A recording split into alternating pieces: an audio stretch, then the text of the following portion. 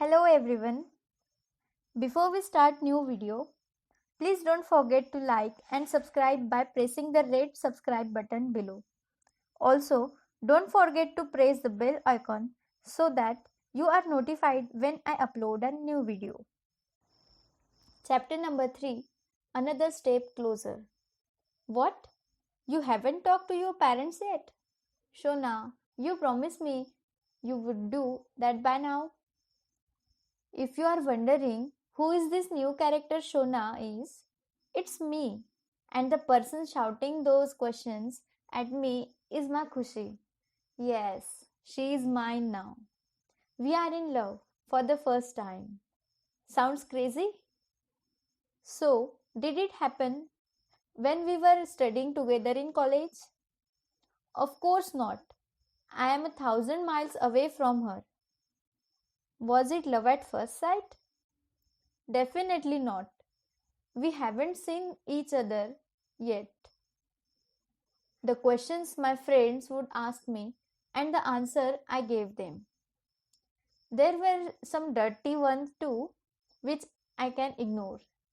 But everyone's last question was the same. Are you crazy? I don't know. Indeed, being in love with a person you haven't even met is a crazy thing. And deciding to marry that person someday, even crazier.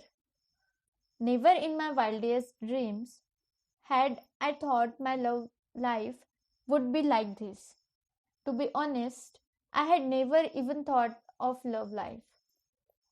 But now I had changed a lot and was no longer the person I used to be till some time ago.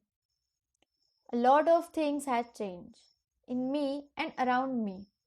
I had started slipping out of conversation with my friends just to give her a call. I slept less and talked more. My phone bills laid my monthly spending chart. Leaving the house rent miles behind in the race, I started noticing couples. The way they sat together in gardens, hand in hand. The way a girl holds her boyfriend on a motorbike. I started worrying about the how do I look factor. My status on Orkut changed from single to committed. She became the password to my several internet IDs. Sitting in my office alone, I used to smile, talking to nobody. Love was in the air. Ours was such a different story, a 21st century love story whose foundation was modern day gadgetry. Thanks to Graham Bell for inviting telephones that helped me talk to her, know her better, and finally fall in love with her. Thanks to the internet, the World Wide Web, and sites like Shadi.com that helped me to find her. I discovered myself to be a true software engineer in this high tech love phase. And whether this kind of love was good or bad was no longer a point to ponder. We were already in it. Coming back to the reason she was shouting at me, it was because I had broken a promise. No, not the boozing one, something else. Her family knew about me since our first call, but the case wasn't same at my end. My family did not know about her yet. In fact, they didn't even know that their person's profile was on same matrimonial site. Naturally, she was concerned about this situation. That too, after we had finally decided our destiny. Her queries about this matter were growing every day. Gradually, she started feeling uncomfortable because of this very reason. Therefore, a week earlier, I had promised her that I would talk to my family on the coming weekend. But unfortunately, I could not because of the weekend exam at IMS. IMS, another interesting similarity between us was this MBA preparation center. We both were preparing for MBA, and we had joined the same crash course in the same institute in our respective cities.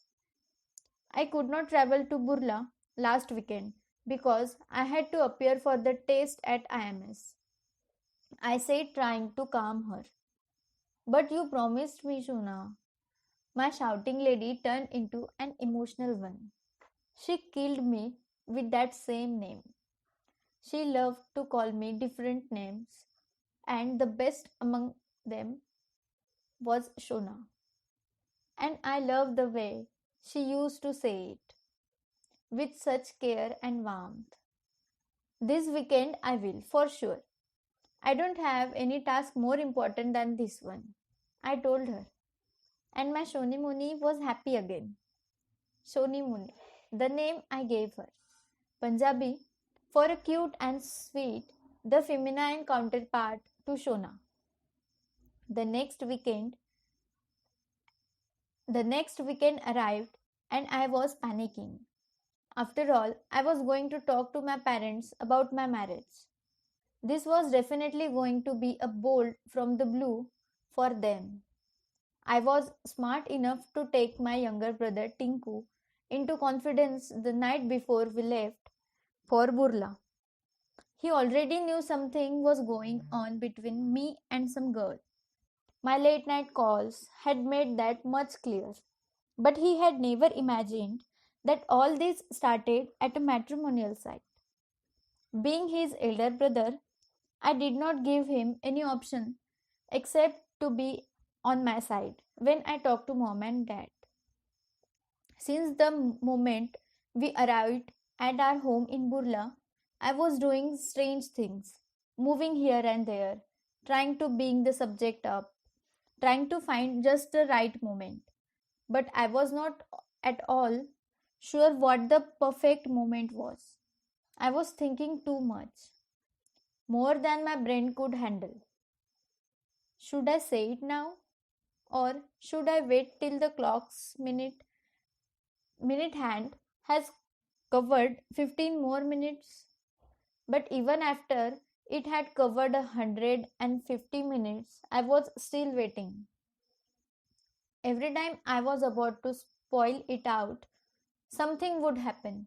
The telephone rang, somebody knocked at the door, and if nothing else, the stupid pressure cooker's whistle dragged my mom back into kitchen. The one moment when no such thing happened, I just could not open my mouth. She's going to cry this time if I don't do this, I told myself. After lunch, I somehow gathered enough courage to initiate the dreaded conversation. Even though I thought it was quite bizarre to ask my parents how they met and married each other. I could not think of a better way to bring up the topic. Mama, tell me one thing. How did you guys find each other and end up with marrying? I asked. Mom and dad looked at each other, then at me, and smiled. Parents are smart, and what we don't know is that they know what is going in our minds. They had probably read very easily what the marquee on my forehead was displaying. Still, they narrated their story, and the moment that was over, Mama asked, so, how is yours getting started? I wondered if I should hide my face in cushions or say, my story? I don't have any. Before my brain angrily told me, come on, speak up, you fool. And fortunately, gathering all my shy courage, I narrated my story so far. I even showed them her picture. I was expecting a lot of ifs and buts from my parents. But to my surprise, nothing of that sort happened. Even Tinku had asked me more questions than my parents asked. Mom was happy because finally her son was thinking about marriage. Dad was happy because the toughest part, searching for a girl of his son's choice, was over. He was relieved, though He tried to sound quite diplomatic. I was happy because finally I was able to get this thing out of my heart and place it in front of everybody. And Tinku, he was observing everybody's reactions. He doesn't get influenced easily, and that's something I both like and dislike in him. A couple of questions from both mom and dad, which I answered with confidence, and that was it. And I had never thought that this toughest of hurdles would be over so quickly. But before we left to Bhubaneswar on Sunday night at the bus stop, Dad said, "We will analyze this, but it's good that you have become serious about your marriage. No issues, I understand your point," I said to him. Inside, though, I was thinking, who cares, Dad? Monday morning, I reached my other home in Bhubaneswar. Stretching out on my bed, I called Khushi up. Mission accomplished, I said, waking her up. Those two words conveyed everything to her. And what did I get in response? A fully laid kisses. The last ones were really passionate. That was the first time she kissed me on my phone. Oh boy, so loud. No one is around, huh? I asked. She didn't answer my questions but said, "I feel like pulling you into my hand. I feel like pulling you into my bed right now and kissing you madly." Wow, she was so happy, mad, and comfortable, knowing that I had finally told my family about her.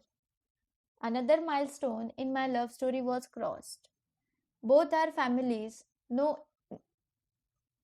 knew about our affair. And as usual, I was happy because my Shonimoni was happy. But as they say, love is blend of different emotions. Soon an evening came when I made her cry. And then I cried because she was crying. It was another weekend and I was in Burla sitting in the veranda busy with my reading comprehensions RC section. I was annoyed, having scored rather badly in my self exam. I was about to advance to the next passage when she called. "Hey, hi," I said in a depressed tone. "What is my baby doing?" she asked. I loved it when she talked that way, when she called me baby in her cutest voice. It sounded so caring, as if she had taken over all the responsibility of looking after me. "RC is screwing up your baby, and I am in a very bad mood." "Then talk to me for a while, and you will be in good mood again." "No, dear. I want to start a new passage and score better this time. Only that will change my mood. Can we talk at night, please?" Okay. See you later. But at least say one good thing before hanging up. There were so many things specific to Khushi, the little things that were important to her, like this unique idea of listening to one good thing before we hung up. I liked it most of the time, unless I was too tired to think up something new and good for her. "Khushi, please understand. My mind is not working. I can't think of anything good at this moment. I'll tell you two things at night, okay?" "Okay, you take care. Bye." "Bye nahi, see you," she corrected me again. "Oh, yes, see you." And I hung up, still in a bad mood.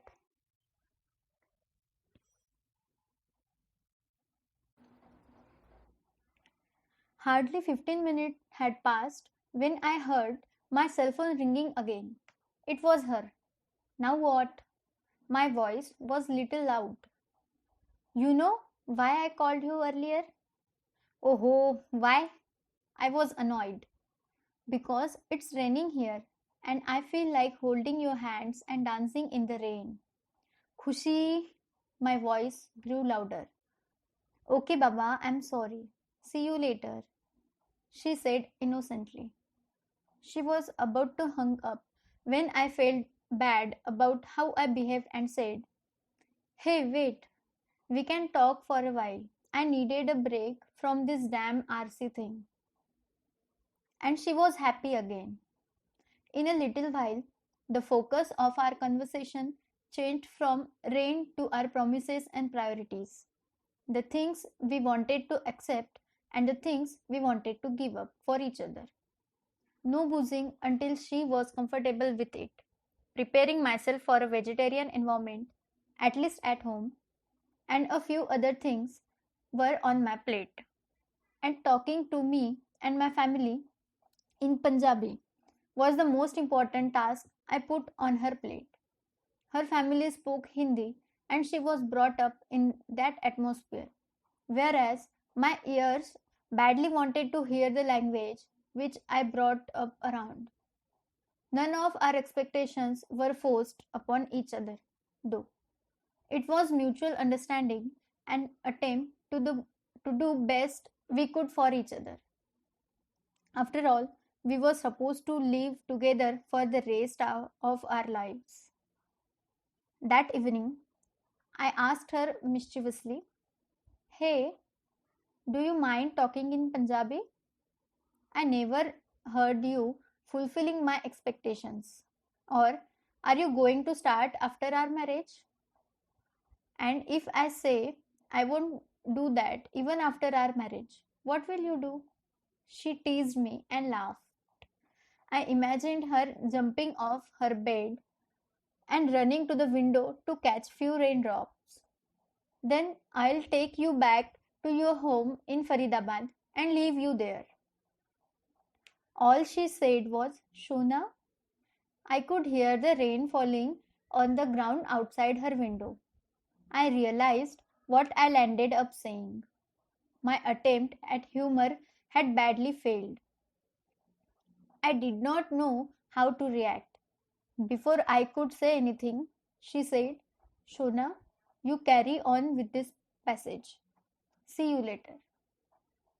And she hung up very quietly, something she never did. I felt very uncomfortable, recalling the way I had reacted to her teasing. I could neither call her up to tell her that I didn't mean what she thought I meant, nor I could concentrate on my RC passages. All my answers for the next passage were incorrect. Later that evening, around 7 p.m., I rode my bike to the nearest ATM to get some cash for my ticket back to Bhubaneswar. I started drizzling, the first rain of this season. Now I could imagine how she felt when she had called me earlier. I got out of the queue in front of the ATM and dialed her number. Hello, she said. Her voice was shaking. Khushi, I said. Yes, Shona. Her promptly response. Then I heard a choking noise, which was enough for anyone to realize that she was crying. I could not say anything for a moment, during which her tears rolled down further. Hey, dear, please, please don't cry. I am so sorry for having said those terrible words. She started sobbing loudly, and I felt very ashamed for what I had done to the girl who wanted to hold my hands and dance with me in the rain. I felt as if I had committed the greatest sin, making the sweetest girl on the earth, who was only meant for me, cry. How, how could I have done that? I hit the wall in front of me very hard. The people in the queue looked at me. I moved down to street to where there was no light. I'm so sorry, Khushi. I'm so sorry. Please don't cry because of my stupid mistake. Silence. Talk to my dear. Talk to me, please. Say something. Punish me. But for God's sakes, to tell me what happened. Please talk to me. And with that, I too started crying. After a while, she managed to say, Shona, you haven't even taken me to your home yet, and you are talking of sending me back? Her simple, innocent question left me speechless. She was crying, I was crying, and the sky was crying with us. It started raining heavily. It took you just a second to say that, but I am a girl. I will be leaving my parents, my brother and sisters, people with whom I had lived my life so far, my home, which holds so many memories, just to become yours. And you said that you will leave me. I'm stupid. I'm terrible. I'm really, I shouted, hitting a pole on the side of the street, crying loudly in the rain, not caring if somebody saw me. The clouds thundered. The rain came down hard and noisy, and I kept hitting the pole and crying. There must have been something wrong with me, for I had never cried that way. And it's probably the nature of feminine heart to stop others from crying. So she did what I should have done for her. She wiped my tears first. Shona, Shona, please. I can hear you crying. Please don't do that. Please. See, I'm talking to you. And no matter what, I'm yours. Just yours. And even now, I'm with you. And if you want to see me happy, please don't cry, my dear. The broken heart was comforting the heart that had broken it. She even made me laugh a little later. Then I said, I feel sorry and I'm ashamed of myself for hurting you. Shona, do you know that just like you, I too want to be with my family forever. But because of the way our society and culture is, I have to leave them all. And I will do that because I'm in love with you and the person I need the most for the rest of my life to take care of me is you. I know that, dear. I know that very well. I don't know how I landed up saying that. I never felt in my heart, you have all the right to punish me. Punishment? She asked in a cute voice. Yeah, it can be anything, I said. Where are you? She asked, and I felt her voice getting better. I came to get some cash from the ATM. It's 2 blocks away. Are there people at the ATM? Yeah, there is a long queue. Go back to the ATM. Why? Just go there. It's a part of your punishment. All right, I said and went back. Yes, I'm there.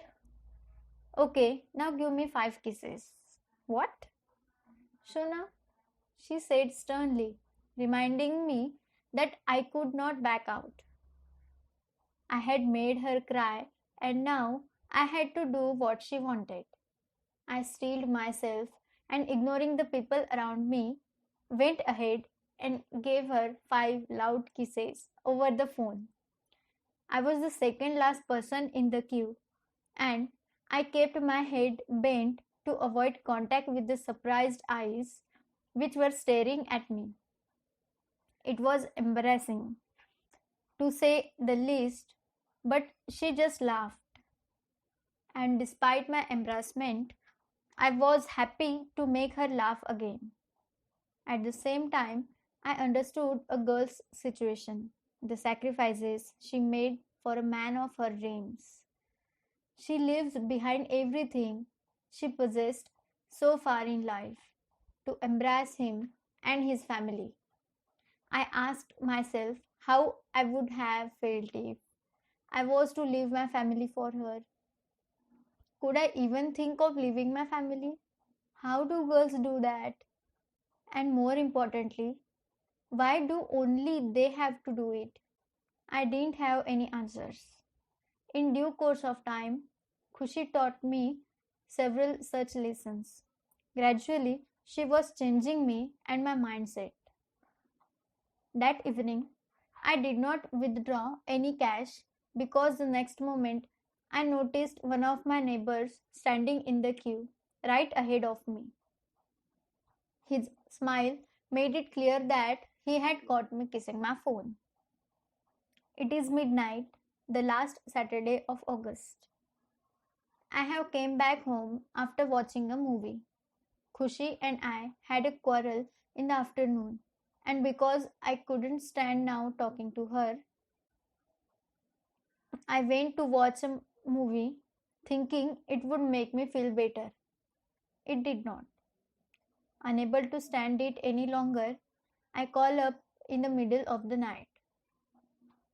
She picks up my phone with a laugh, making me realize that I couldn't stand by my words. I said I would not be the first one to start talking again. Moments later, even I joined in her laughter. We are no longer quarreling. Later, she says something that touches my heart. Shona, let's make this rule for our life after marriage. If we are together at home, then we will have a dinner in the same plate, no matter what. Even if we had a terrible fight that day, we may not speak to each other, but sitting together, waiting for our turns to break the next bite of chapati, the touch of our hands as we eat. All this will calm our anger. Hannah, it was the beginning of the October, almost 3 months since we knew each other. I had talked to her entire family by then, and she had talked to mine. In fact, she had become a good friend of my brother and my mother. Mama always wanted to have a daughter. Gradually, she started sharing her joys and sorrows with Khushi. She used to talk about my childhood, my nature, my likes and dislikes, the things that made me angry. She also talked about her life in this family, a family in which men outnumbered women by ratio of 3 is to 1 and where unfortunately the majority dominated. There were things about my mother which I had never known earlier, but Khushi would tell me those things. Like any other son, I also love my mother. But the problem is that we never know when we become a part of this male dominant society. Khushi used to explain to me the nature of woman and her expectations. She used to tell me what I should do for her when I went back home on weekends. She used to give me tips. At times, she also used to shout at me if I forgot them. I had one more reason to be happy then, for Khushi understood the importance of relationships. She knew the importance of family and how to care for it. One more responsibility that I had given her was no was to neither call up after 10 p.m.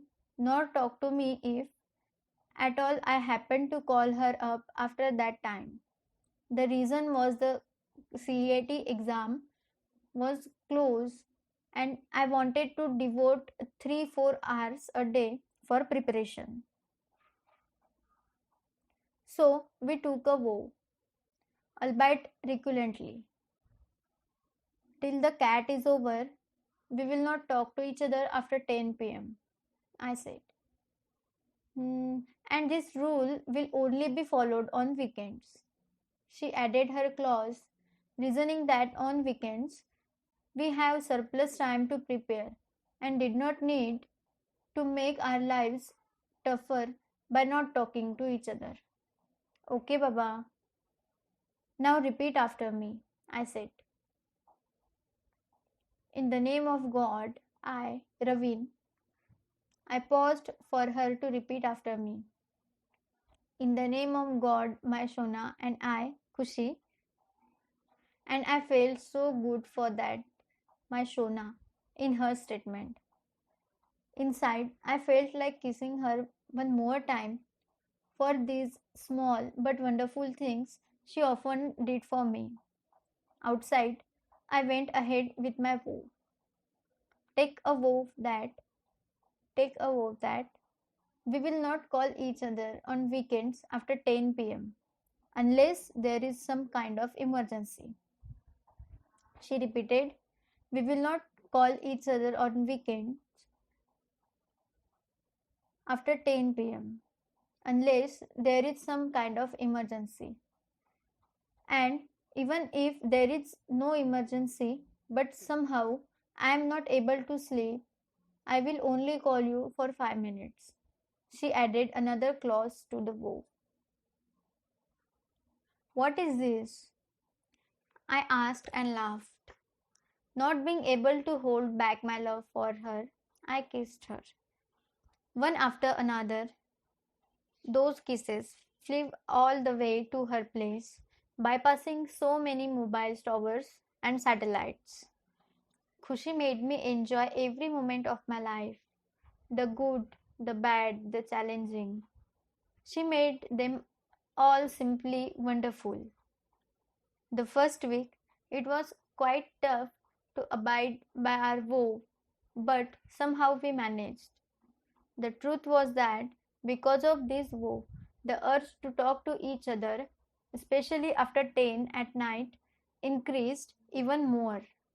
It is human tendency to desire what is prohibited. And during our morning calls, we realized that night was such a beautiful time to talk to each other. Talking at night used to be so romantic, na?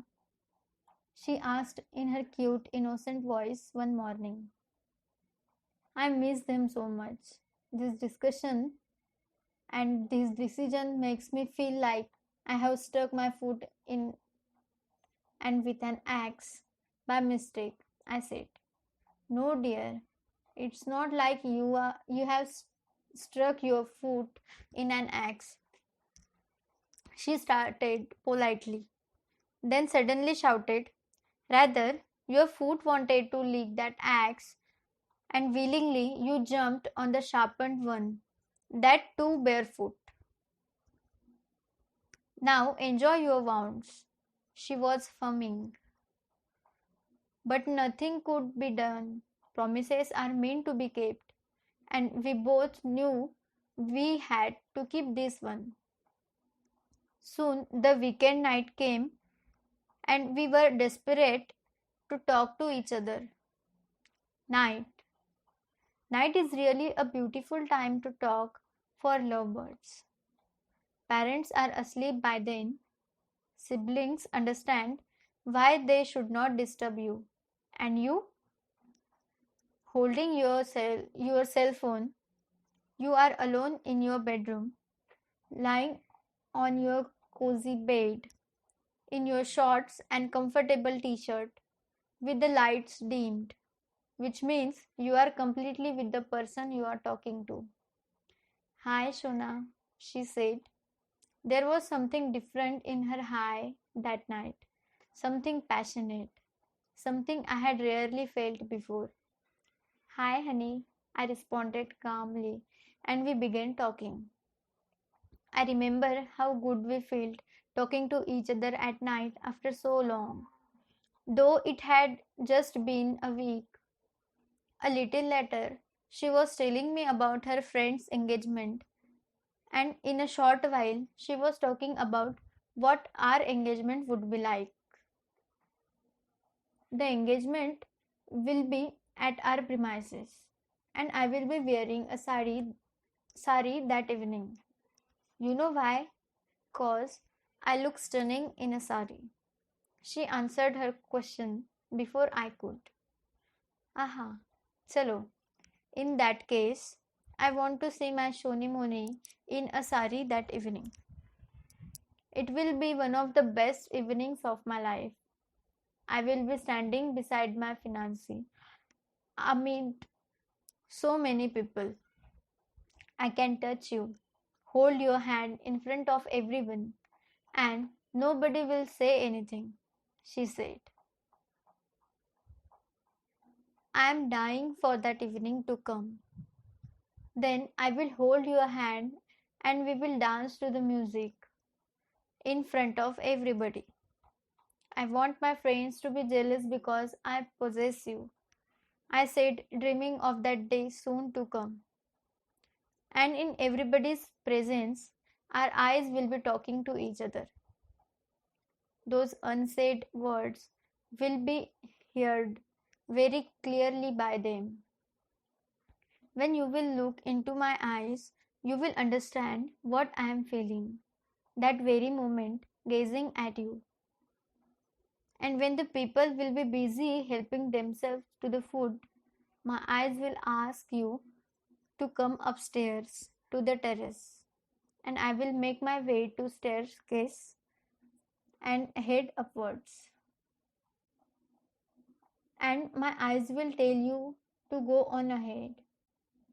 And at the first opportunity, I will soon escape, saying I have to go to washroom, she said in that girlish, mischievous tone. I, I will be on the terrace, standing just behind the door where the staircase to the terrace ends. You will hear my anklets and my bangles tinkling as I come up the stairs to dark terrace, she said slowly. But you won't know that I am standing behind the door, I whispered. And I will push the door and go straight ahead. She too started whispering. I don't know what was happening to us. Was it the fruit of spending those weeknights without talking to each other or something else? Outside, it had started raining, adding to the sensation of the moment. I could hear the rain spattering on the ground, and the cold breeze blew open the windows and came into my room that night. Shona, she cried my name with pleasure, and grabbing you from behind, I will take you and lock you in my arms. I closed my eyes, and maybe she did the same when she said Shona again, very slowly, full of love, taking a deep breath.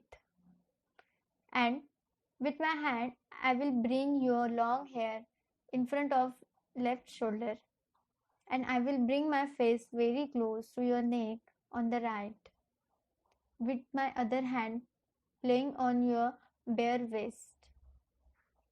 I tried to keep my emotion in check because I did not want to scare my sweetheart too much so early.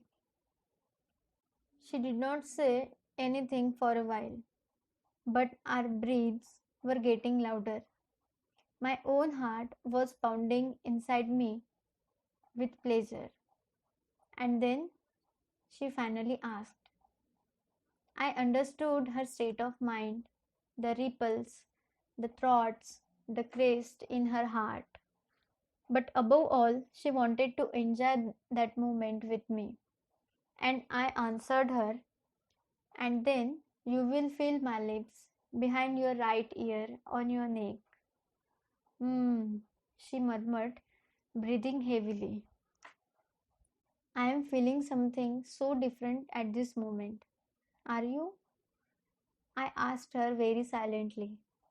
Yes, something very different. What are you feeling?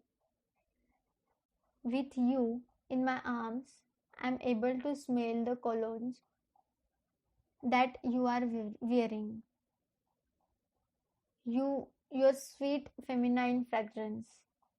I feel my lips kissing your shoulder and going down to your back, licking the slightest sweat, adhering to you. By this time, even my voice had started shaking. I asked her, "Tell me, what are you feeling?" I feel. She was struggling to complete her sentence, and I could still hear her breath loud and clear. She hesitated. I waited. I I feel. She paused and then tried again. I feel as if you are hypnotizing me, casting a magic spell that I don't want to come out of. She was breathing faster now, shivering. Her passionate voice was stimulating me further. And then she insisted I go on. And then all of a sudden, it has started raining. I brought the rain from outside my window into our sweet dream. And then, very slowly, I whispered, and then I have turned you towards me. We are wet from the rain. I am watching you in your wet sari, which is sticking to your body. I am seeing that raindrops falling on your forehead, running down to your nose, and hanging on your lips for a while before running further down your body. Strands of your wet hair are glued to your cheek. And then she started whispering again. You are looking down, somewhere on my shirt, too shy to look into my eyes. I am raising your chin to help you look into and read my eyes, which are staring at you. And then she was hardly able to speak any more and was losing her words. With our heads tilted slightly, my lips feel the raindrops sticking to your lips, swallowing them, further discovering the softness of your lips, and that passionate kiss, which I described to her, lasted for quite a while. That was the first time I felt she allowed me to cross a few boundaries. Miles apart from each other, we felt each and every shiver of that moment. We were lost in each other when suddenly she turned mischievous.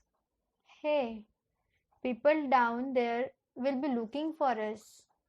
I have to rush before my parents come upstairs, searching for me, she shouted. I wonder how she collected her energy, and more than that, she was remembered the fake people in the fake rain on the fake engagement night, though it was to come true in few months. Ah, the people down there will be happy in their food. I tried to convince her. Nah, please, come on, dear. Now open your arms. We have to go and change our clothes before they see us, she urged, laughing at the virtual reality we were in. Okay, but on one condition. And what's that? I want to see you while you change. ओ हो, तुम्हें उंगली क्या पकड़ाई, तुम तो पूरा हाथ पकड़ने चले हो. ज्यादा गलत फहमियां मत पालो. She warned me with a little laugh. हाथ पकड़ना? Not just the hand. I want to hold all of you, I responded.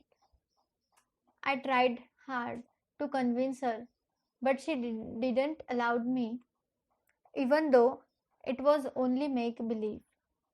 That night, we slept unique late. No, it wasn't night.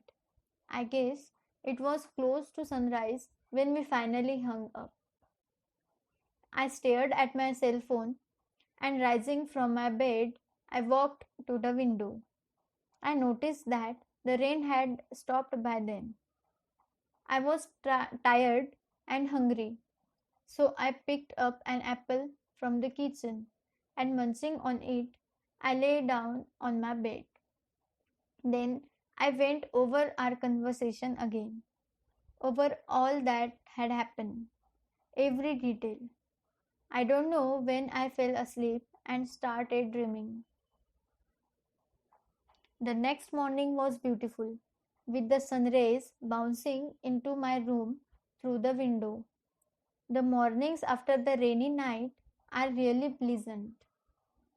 With my eyes partially open, I smiled to myself, recalling the previous night.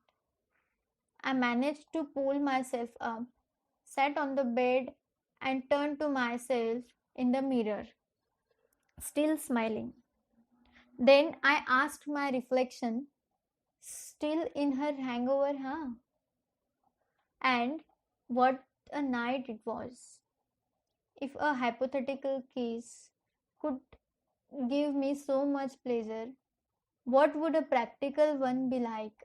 I wondered.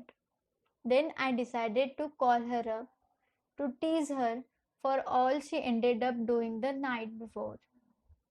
She picked up the phone in her sleep and asked, मेरा baby उठ गया? Ah, you will kill me when you talk so sweet. Really? Hmm. But I am still sleepy and wanted you to return to my dreams again, she said. Mischievously, I shouted at her, Sleep! I am here to wake you up. Do you even remember what all you said that guy last night? I mean, I wonder how you could be so open and bold, forcing me to say all that.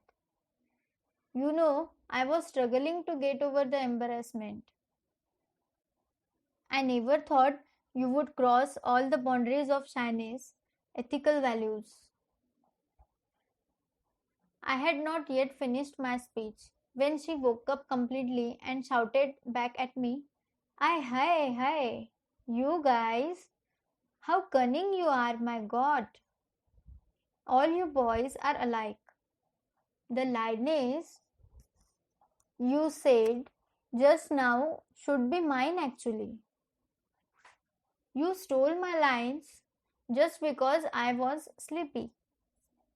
You crossed all your boundaries and pulled me to the other side as well. How could you do that? You guys play so smart with innocent girls like me. Hey, I said, interrupting, trying to calm her down. But she kept going like opposition party's representative on NDTV's Big Fight. All you guys are like chameleons.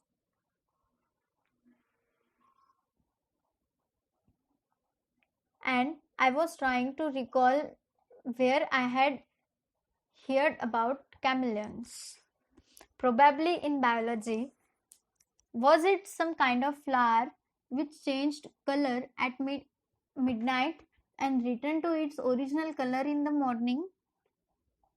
I think it was something else. I wasn't that good with bio.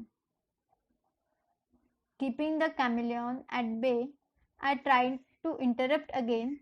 Acha Baba, listen to me. And only you boys want to talk like this. We girls never. She was not through yet. Hey Kushi, I said, but she was completely ignoring me. And you know what? All you boys, okay, enough, I shouted. You know what? That half an hour last night is so precious to me that I am ready to die 100 deaths to enjoy that again with you. and just you. This time, she heard every word loud and clear. I continued because it was so sweet, so loving, and so beautiful. And I am so happy that you trust me enough to allow me to get so close to you. And I want to say that I love you so much. And she melted like an ice cream in summer. Sachi, her innocent, sweet voice was calm now. Mutsi, I will wait for our engagement evening to come through this way. Just make sure that you don't put on lot of lipstick. Shut up, she said shyly. All day I waited for the confirmation of news, which would have been good if it had been at another time. Unfortunately, I got the confirmation and I had to tell her and my family too. I wondered if she would be happy when she found out or sad. Still, without thinking any further, I called her up to tell her. When she did not pick her phone, I got back to my studies. 5 minutes later, I heard my cell phone ringing. I could see her name flashing on the screen. I picked up the phone and said, "Hi, Jan," very romantically with a small kiss. Hi. Damn, it was Neeru, her younger sister. What a blunder. What should I say now? Should I talk or just I disconnect? I was panicking. With the kind of image I had projected to her family, that first line would have been a shock for sure. How are you?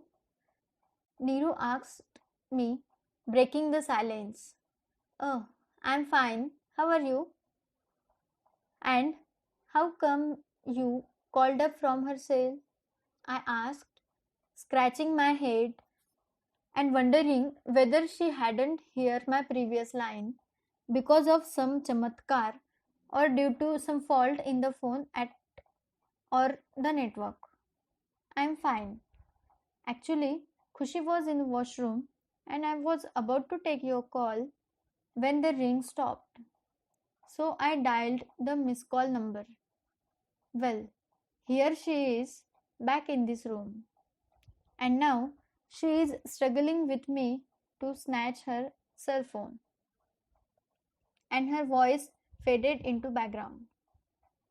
Finally, Khushi said, hello, defending her from her sister's punches.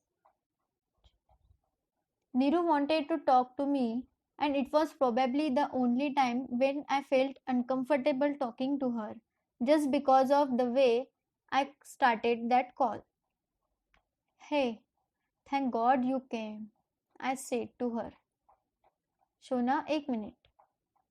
She paused with that sentence to hear something which Neeru was trying to tell her at the other end.